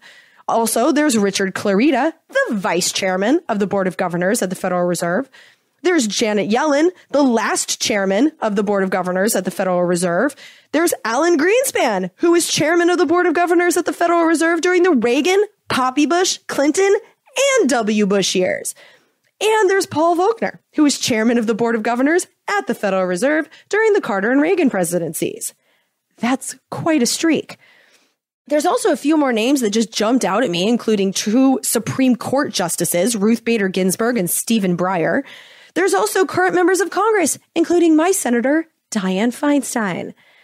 There's members of the Trump administration, including Elliott Abrams, which isn't a surprise, but he's the special envoy for overthrowing the government of Venezuela. And if you want to know what I'm talking about, listen to Congressional Dish 191. It's all about Elliott Abrams and his regime change efforts going back until at least the 1970s. And then there's a bunch of members of the media that are part of this group. So on the board of directors is Fareed Zakaria, who's the CNN host. There's Andrew Ross Sorkin. He's a New York Times columnist and co-anchor of CNBC's Squawk Box. There's Nicholas Kristof, who's another New York Times columnist and a regular CNN contributor. There's Thomas Friedman, Dan Rather, Katie Couric, and of course, Mika Brzezinski, because her dad was all about this World Trade System shit. And in case you don't know who she is the co-host and the chick that's banging Joe Scarborough and whatever his show is on MSNBC. And there's just two names on here that just made me go like, what? Why? Which are George Clooney and Angelina Jolie. Like, what? Why? And maybe this is why John and Adam on No Agenda say that George Clooney is a spy. Because I never really understood that jingle. I was late to the No Agenda party. But George Clooney and Angie are members of the Council on Foreign Relations. Like, so weird. But that's a pretty impressive list of powerful people from both political parties and from the corporate media. And I didn't even read the whole list. You know, there's over 5,000 names. Those are just the ones I noticed. But that wasn't all. On top of the individual members, the Council on Foreign Relations also has 140 global member companies. And the 16 companies that are listed as founders, that are the first ones prominently displayed on top of the list, include JP Morgan Chase, Goldman Sachs, Bank of America, Citibank, and Morgan Stanley, 5 of the big 6 U.S. banks. Also on the list is Moody's, which is one of the big 3 credit rating agencies that gets funded by bankers and that didn't spot or rate the packages full of mortgages as junk. There's also NASDAQ, which is the world's first electronic stock market owned by NASDAQ Inc., a company that makes money in fees that they generate from companies when they get listed on the stock exchange. They get transaction fees for trades and they get user fees. I never knew that the NASDAQ, the fucking stock exchange, was a private company. But it is, and it's on the Council of Foreign Relations. Also on the Council on Foreign Relations as the founding members are Chevron and ExxonMobil. There's also Huntsman, which is a chemical company. There's also Pepsi, AT&T, and Google, which has dropped its "Don't Be Evil" slogan because it's on the Council on Foreign Relations. But that's pretty much a who's who of multinationals that I would expect to be behind the creation of a global economic system that protects and empowers exactly them. And in the brochure that the Council on Foreign Relations has advertising corporate membership, the main selling point is the ability for the company's representatives to attend, quote, not for attribution, unquote, meetings, which is code for off-the-record meetings with the most powerful members of governments around the world. And this brochure specifically names current Federal Reserve Chairman Jerome Powell as someone who attends their members-only events. And so, it's all so crazy. And so what can we do about this? Like, as a country? Well, you know, there are some ways that we could rearrange the deck chairs on the Titanic and make some changes at the Fed. Like, we could grant all the district bank presidents, not just New York, a permanent vote on the FOMC. Because why should Wall Street and not the other parts of the country dominate the Fed's decision making? And while we're at it, we could redraw the Fed's geographical map to better represent all the citizens of the United States. Because, don't you know, Missouri has 2 Federal Reserve Banks, while the Federal Reserve Bank of San Francisco, District 12, is representing California, Oregon, Washington, Idaho, Nevada, Utah, Arizona, Alaska, and Hawaii combined.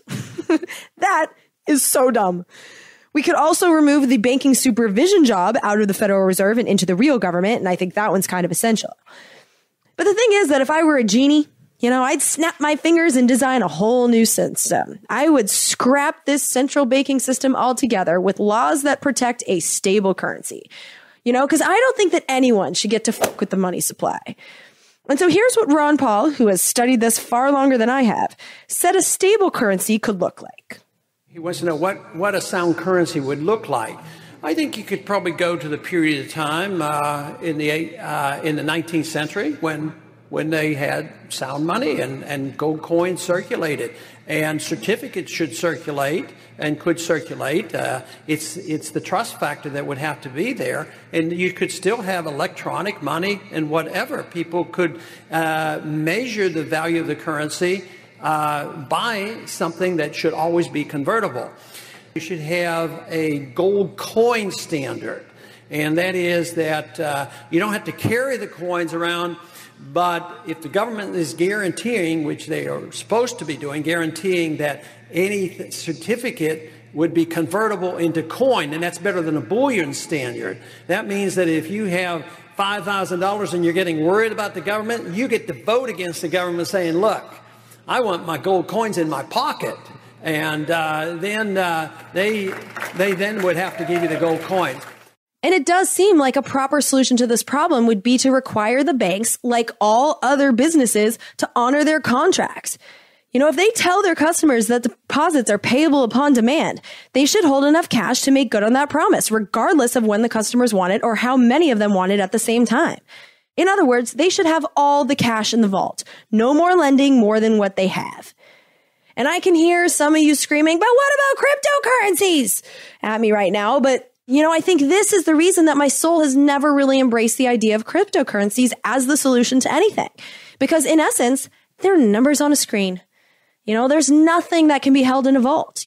Like, how do you trade Bitcoin if there's no electricity?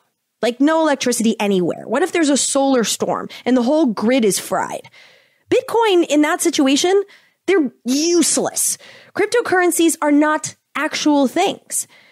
So, I mean, obviously keep sending them to me. I'm still going to accept them. They're no more bullshit than dollars. But Bitcoin or other cryptocurrencies, they don't have real value. And so I just don't share the faith in those being the solution to the Federal Reserve.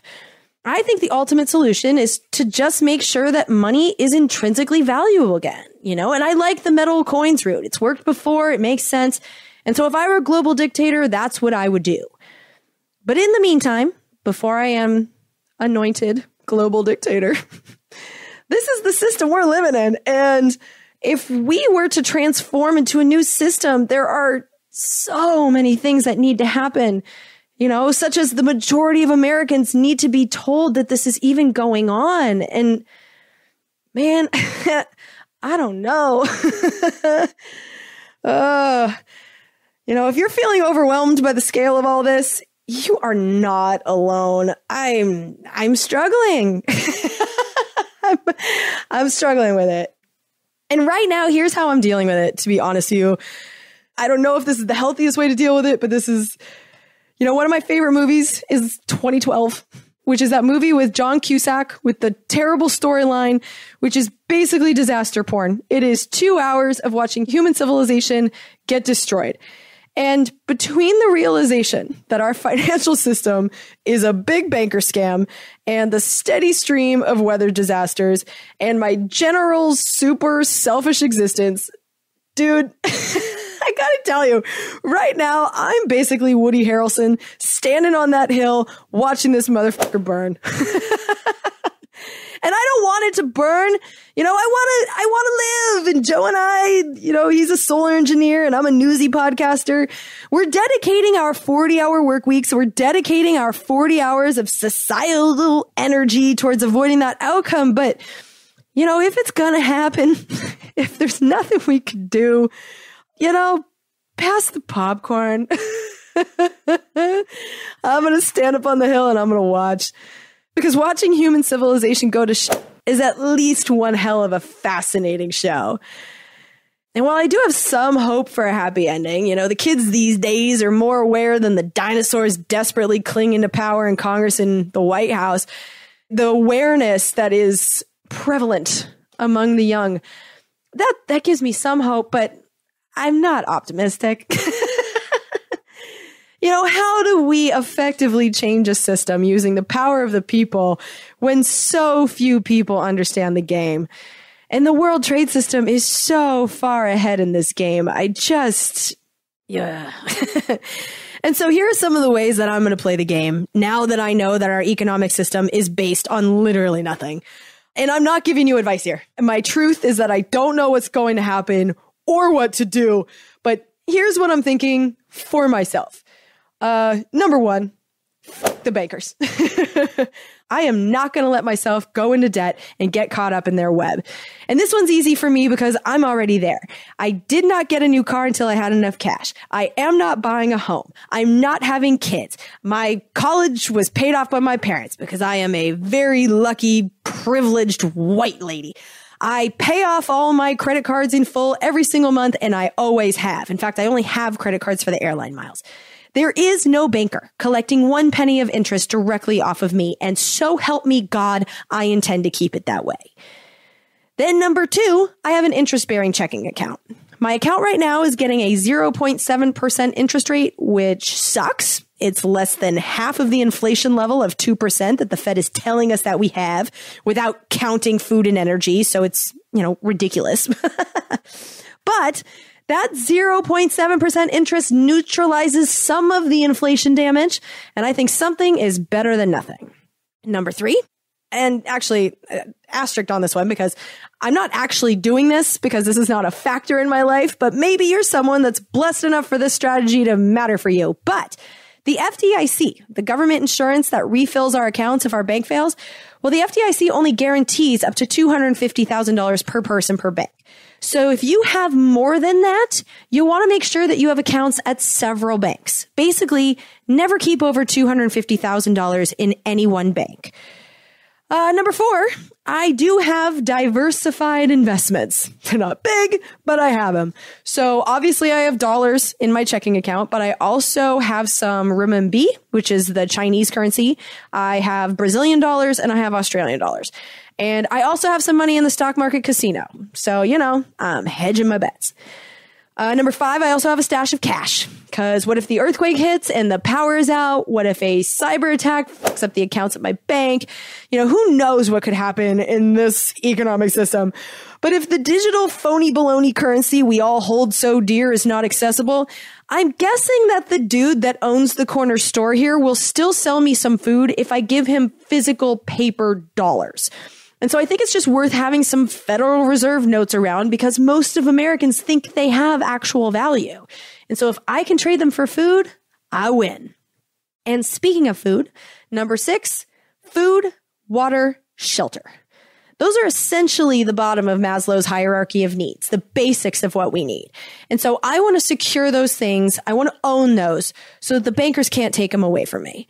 And this is one I definitely need to work on because right now I'm renting an apartment from a private equity firm that has required that the management raise my rent 5% every year. Just cause they're in this for returns. They're not actual, landlords. This is just an investment for them. And so I've got to get myself out of here.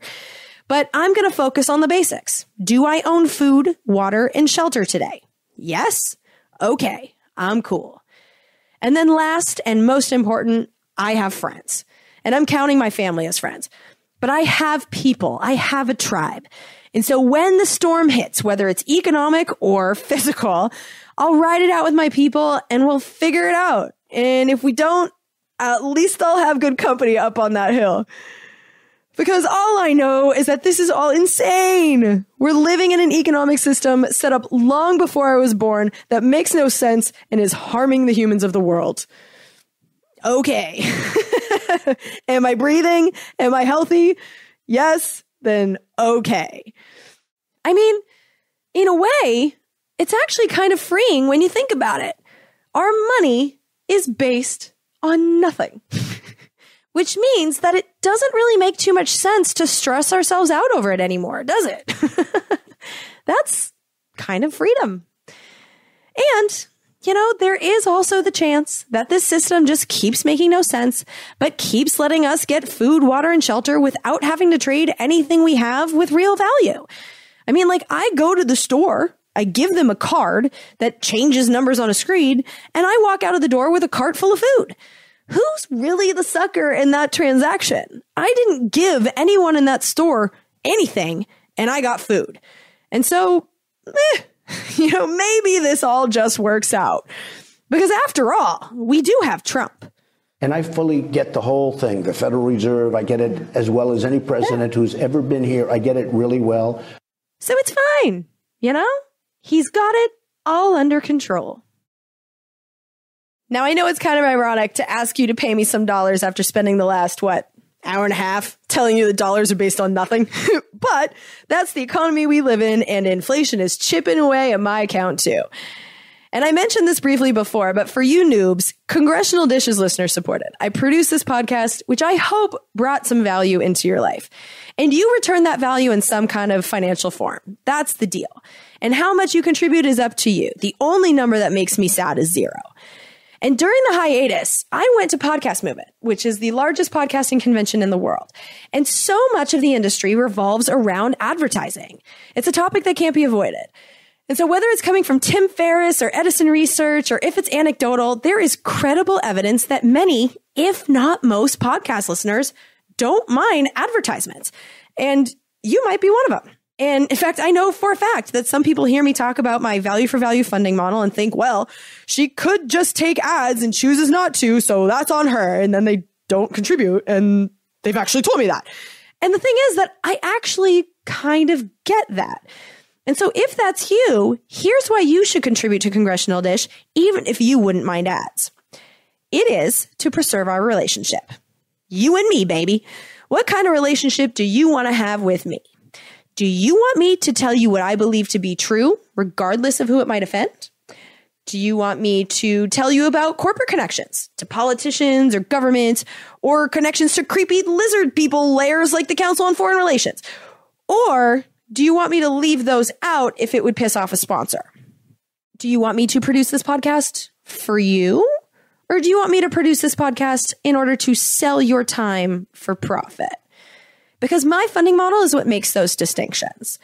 There are some podcasts that can stick ads in their shows, and it doesn't really make a big difference in your relationship with the hosts. Like Yo Mama's House, where husband and wife Tom Segura and Christina P. interview friends and fart into microphones. They can put ads for McDonald's in their show. Who cares? But Congressional Dish is different. I noticed that McDonald's got a bailout by the Fed. Now, that wasn't an important detail, but it was interesting, and so I put it in the episode. But if McDonald's were paying me, would it be worth pissing them off to include that detail? Probably not.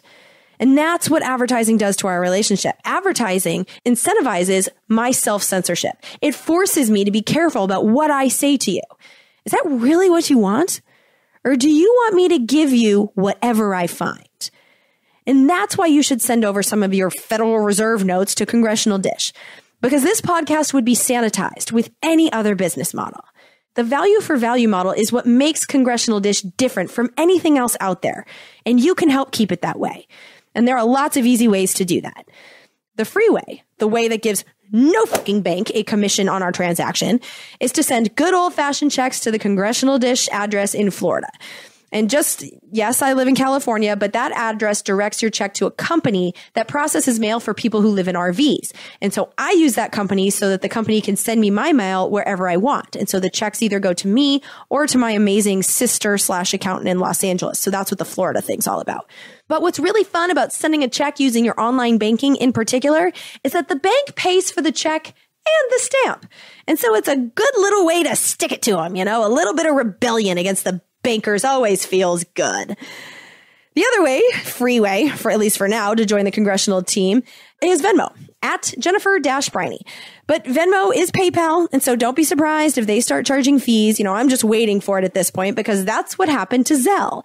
Zelle used to be free, and we still accept Zelle payments, of course. They're bank-to-bank transfers, and they're wicked easy, and they can also set up recurring payments. And so Zelle's cool. But Zelle is now, as of August 1st, taking at least 25 cents out of every transaction. So just know that. But another service that allows monthly payments, just like Zelle does, is PayPal, along with lump sum digital contributions. And there's some fees for that, but they're not too bad. And then there's Patreon, which is a per episode situation, which means that you only pay for numbered episodes when they are released. And I say numbered episodes because I'm going to try something different for a while. For the last lots of years, I've been ending every episode with a thank you segment where I thank all team members that have contributed since the last episode and read and respond to your notes. However, because the thank yous have been attached to the main episodes, it's made those episodes really long, or at least made them seem really long, which scares off new people from trying a new episode. And because of that, I tend to rush through the thank yous.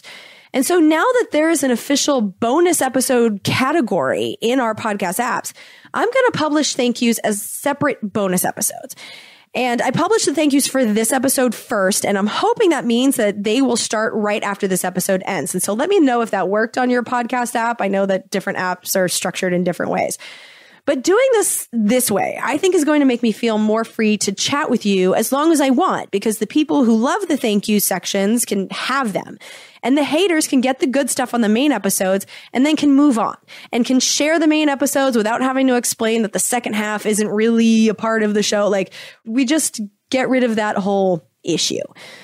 I also like that this format will let me break up the thank yous and let me talk to you between main episodes if I want to, because sometimes I have just like one or two things that I want to tell you, like follow-up information on old episodes or something weird that happens that I just want to share real quick, but that doesn't warrant a full deep dive.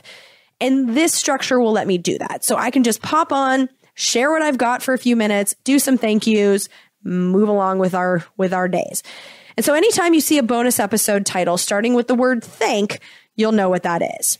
And as far as Patreon is concerned, you're not going to be charged for the thank yous. Only numbered episodes will be charged.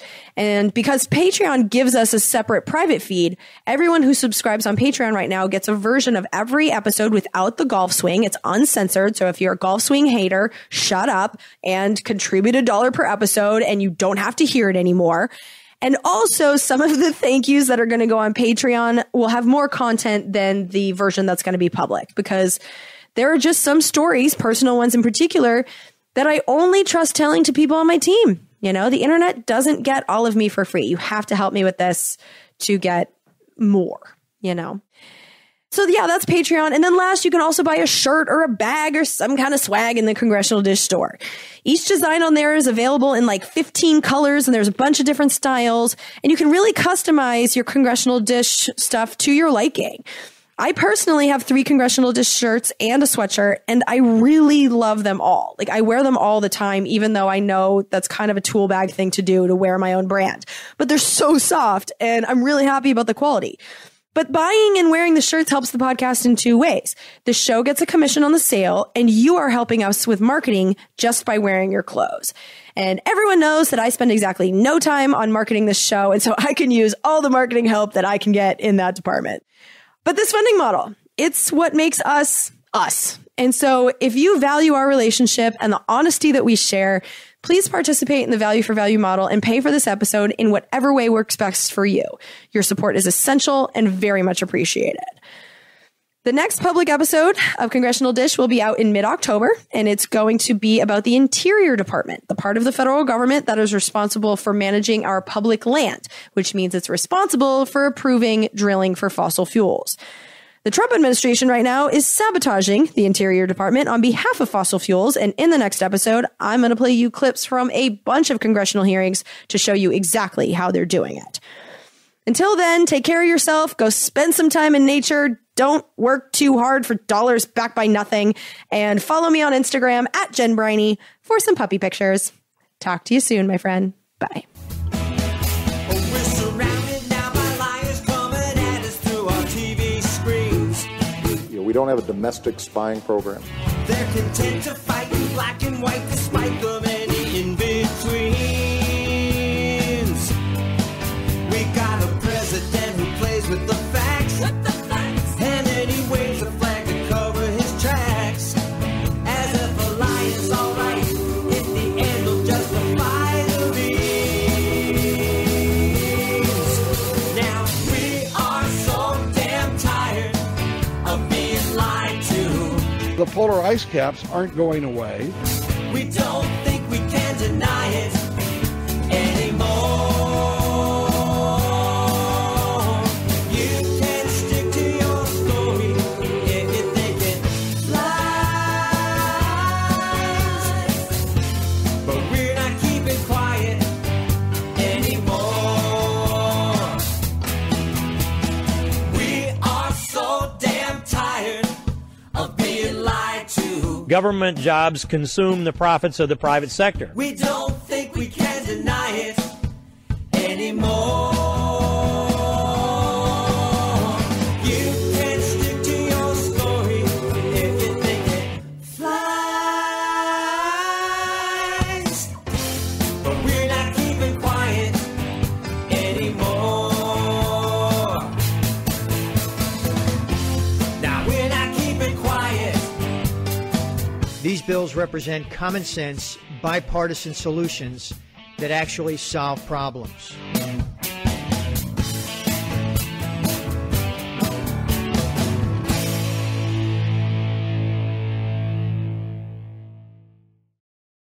And Corals got for the Cargyle.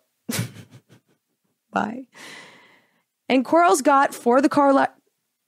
And Corals got for the Carla. Oh my God. And Corals got. And Corals secured for the Cargyle. And Corals got.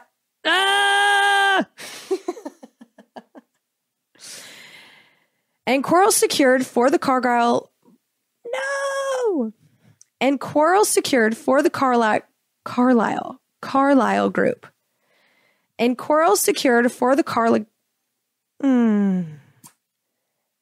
Oh my God. And Corals secured for the Carlisle. And Corals secured for the Carlisle group, the corporate fucking.